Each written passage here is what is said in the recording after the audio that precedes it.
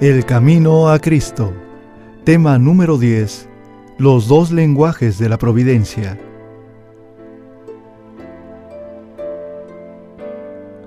Son muchas las maneras en que Dios procura dársenos a conocer y ponernos en comunión con Él. La naturaleza habla sin cesar a nuestros sentidos. El corazón que esté preparado quedará impresionado por el amor y la gloria de Dios según lo revelan las obras de sus manos. El oído atento puede escuchar y atender las comunicaciones de Dios por las cosas de la naturaleza, los verdes campos, los elevados árboles, los capullos y las flores, la nubecilla que pasa, la lluvia que cae, el arroyo que murmura. Las glorias de los cielos hablan a nuestro corazón y nos invitan a conocer a aquel que lo hizo todo.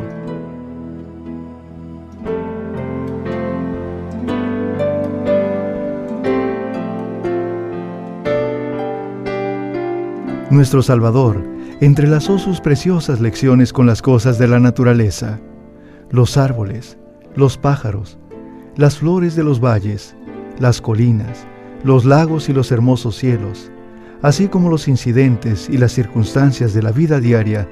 Todos fueron ligados a las palabras de verdad para que así sus lecciones fuesen traídas a menudo a la memoria, aún en medio de los cuidados de la vida de trabajo del hombre.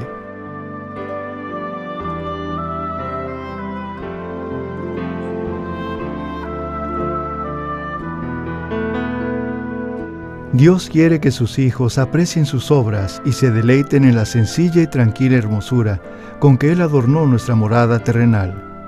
Él es amante de lo bello y sobre todo ama la belleza del carácter, que es más atractiva que todo lo externo, y quiere que cultivemos la pureza y la sencillez, gracias características de las flores.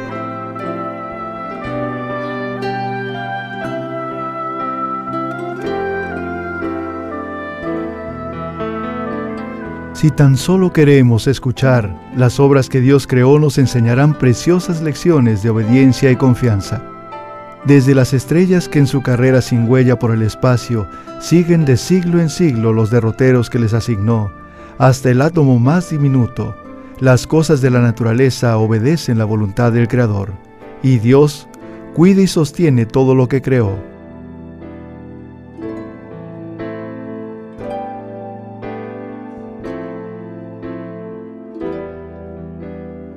El que sustenta los innumerables mundos diseminados por la inmensidad, también tiene cuidado del gorrioncillo que entona sin temor su humilde canto. Cuando los hombres van a su trabajo o están orando, cuando se acuestan por la noche o se levantan por la mañana, cuando el rico se sacia en el palacio o cuando el pobre reúne a sus hijos alrededor de su escasa mesa, el Padre Celestial vigila tiernamente a todos. No se derraman lágrimas sin que Él lo note. No hay sonrisa que para Él pase inadvertida.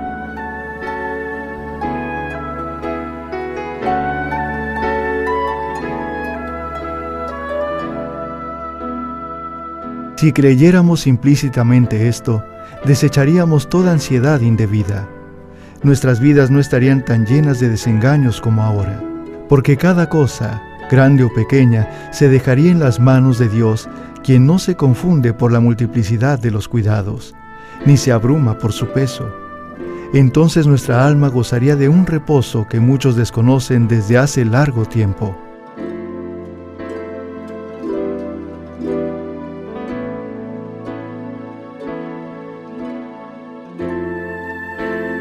Cuando vuestros sentidos se deleiten en la amena belleza de la tierra, pensad en el mundo venidero que nunca conocerá mancha de pecado ni de muerte, donde la faz de la naturaleza no llevará más la sombra de la maldición.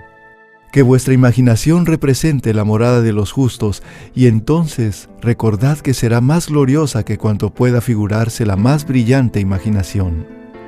En los variados dones de Dios en la naturaleza, no vemos sino el reflejo más pálido de su gloria.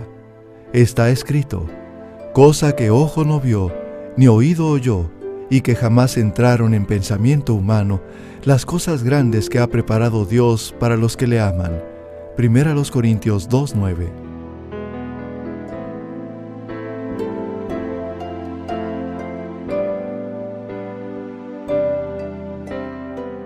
El poeta y el naturalista tienen muchas cosas que decir acerca de la naturaleza, pero es el cristiano el que más goza de la belleza de la tierra, porque reconoce la obra de la mano de su Padre y percibe su amor en la flor, el arbusto y el árbol.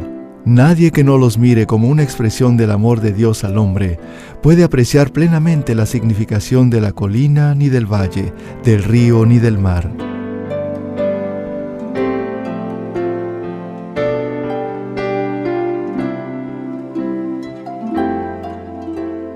Dios nos habla mediante sus obras providenciales y por la influencia de su Espíritu Santo en el corazón, en nuestras circunstancias y ambiente, en los cambios que suceden diariamente en torno nuestro. Podemos encontrar preciosas lecciones si tan solo nuestros corazones están abiertos para recibirlas. El salmista, trazando la obra de la providencia divina, dice: La tierra está llena de la misericordia de Jehová. Salmo 33:5. Quien sea sabio, observe estas cosas, y consideren todas las misericordias de Jehová. Salmo 107:43.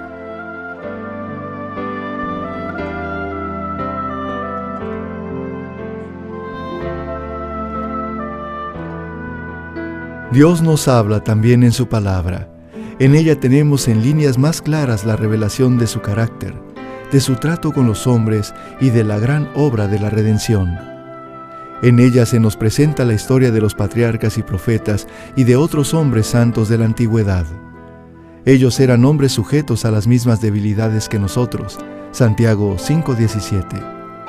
Vemos cómo lucharon entre descorazonamientos como los nuestros, cómo cayeron bajo tentaciones como hemos caído nosotros y, sin embargo, cobraron nuevo valor y vencieron por la gracia de Dios.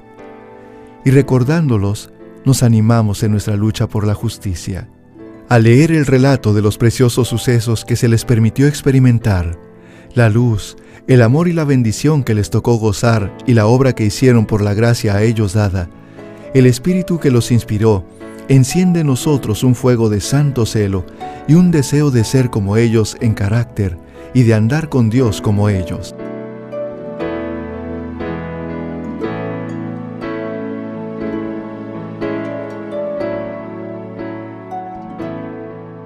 El Señor Jesús dijo de las Escrituras del Antiguo Testamento: ¿y cuánto más cierto es esto acerca del Nuevo? Y son ellas las que dan testimonio en mi favor. El Redentor, aquel en quien se concentran vuestras esperanzas de la vida eterna. Sí, la Biblia entera nos habla de Cristo. Desde el primer relato de la creación, de la cual se dice: sin Él, nada de lo creado llegó a existir, hasta la última promesa: yo vengo pronto. Leemos acerca de sus obras y escuchamos su voz. Si deseáis conocer al Salvador, estudiad las Santas Escrituras.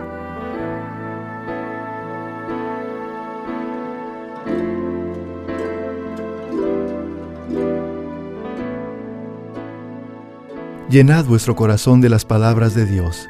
Son el agua viva que apaga vuestra sed. Son el pan vivo que descendió del cielo. Jesús declara: a menos que comáis la carne del Hijo del Hombre y bebáis su sangre, no tendréis vida en vosotros. Y al explicarse, dice: las palabras que yo os he hablado, espíritu y vida son. San Juan 6:53 y 63. Nuestros cuerpos viven de lo que comemos y bebemos, y lo que sucede en la vida natural, sucede en la espiritual. Lo que meditamos es lo que da tono y vigor a nuestra naturaleza espiritual.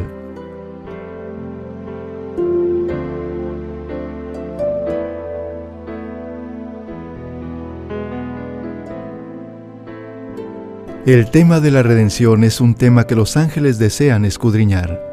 Será la ciencia y el canto de los redimidos durante las interminables edades de la eternidad. ¿No es un pensamiento digno de atención y estudio ahora? La infinita misericordia y el amor de Jesús, el sacrificio hecho en nuestro favor, demandan de nosotros la más seria y solemne reflexión. Debemos espaciarnos en el carácter de nuestro querido Redentor e Intercesor. Debemos meditar sobre la misión de aquel que vino a salvar a su pueblo de sus pecados. Cuando contemplemos así los asuntos celestiales, nuestra fe y amor serán más fuertes, y nuestras oraciones más aceptables a Dios, porque se elevarán siempre con más fe y amor. Serán inteligentes y fervientes. Habrá una confianza constante en Jesús y una experiencia viva y diaria en su poder de salvar completamente a todos los que van a Dios por medio de Él.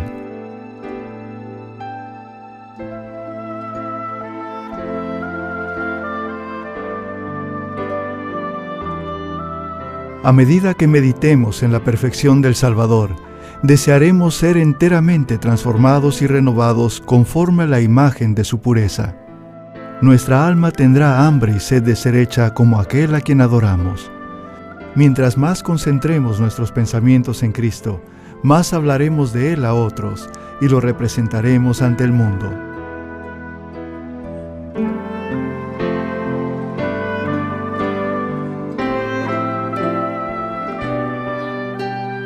La Biblia no fue escrita solamente para el hombre erudito. Al contrario, fue destinada a la gente común. Las grandes verdades necesarias para la salvación están presentadas con tanta claridad como la luz del mediodía. Y nadie equivocará o perderá el camino, salvo los que sigan su juicio privado en vez de la voluntad divina tan claramente revelada.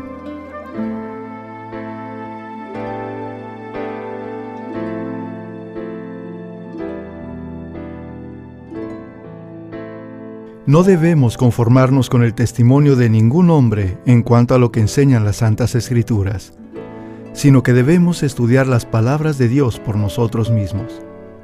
Si dejamos que otros piensen por nosotros, nuestra energía quedará mutilada y limitadas nuestras aptitudes.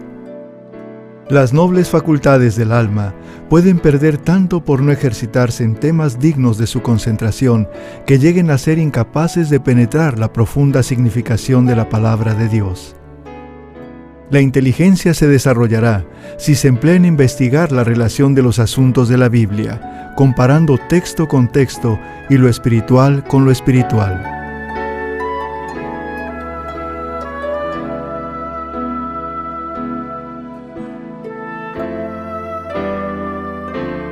No hay ninguna cosa mejor para fortalecer la inteligencia que el estudio de las Santas Escrituras. Ningún libro es tan potente para elevar los pensamientos, para dar vigor a las facultades, como las grandes y ennoblecedoras verdades de la Biblia. Si se estudiara la palabra de Dios como se debe, los hombres tendrían una grandeza de espíritu, una nobleza de carácter y una firmeza de propósito que raramente pueden verse en estos tiempos.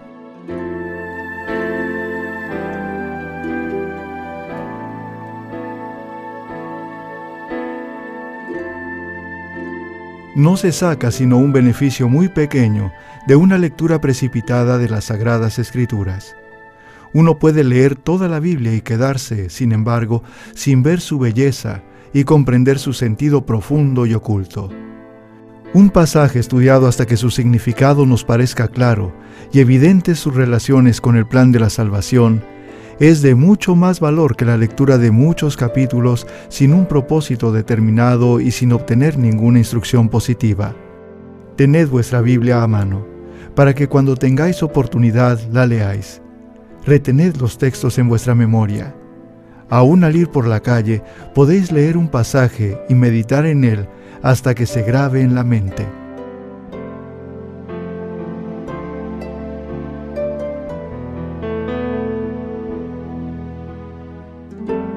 No podemos obtener sabiduría sin una atención verdadera y un estudio con oración. Algunas porciones de la Santa Escritura son en verdad demasiado claras para que se puedan entender mal, pero hay otras cuyo significado no es superficial para que se vea a primera vista. Se debe comparar pasaje con pasaje. Debe haber un escudriñamiento cuidadoso y una reflexión acompañada de oración. Y tal estudio será abundantemente recompensado. Como el minero descubre vetas de precioso metal ocultas debajo de la superficie de la tierra, así también el que perseverantemente escudriña la palabra de Dios buscando sus tesoros ocultos, encontrará verdades del mayor valor que se ocultan a la vista del investigador descuidado. Las palabras de la inspiración examinadas en el alma serán como ríos de aguas que emanan de la fuente de la vida.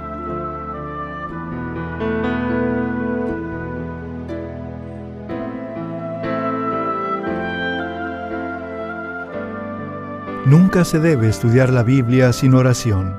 Antes de abrir sus páginas, debemos pedir la iluminación del Espíritu Santo y ésta nos será dada. Cuando Natanael vino a Jesús, el Salvador exclamó: «He aquí verdaderamente un israelita, en quien no hay engaño». Dícele Natanael: «¿De dónde me conoces?». Jesús respondió y dijo: «Antes que Felipe te llamara, cuando estabas debajo de la higuera, te vi». San Juan 1:47 y 48. Así también nos verá Jesús en los lugares secretos de oración. Si lo buscamos para que nos dé luz para saber lo que es la verdad, los ángeles del mundo de luz estarán con los que busquen con humildad de corazón la dirección divina.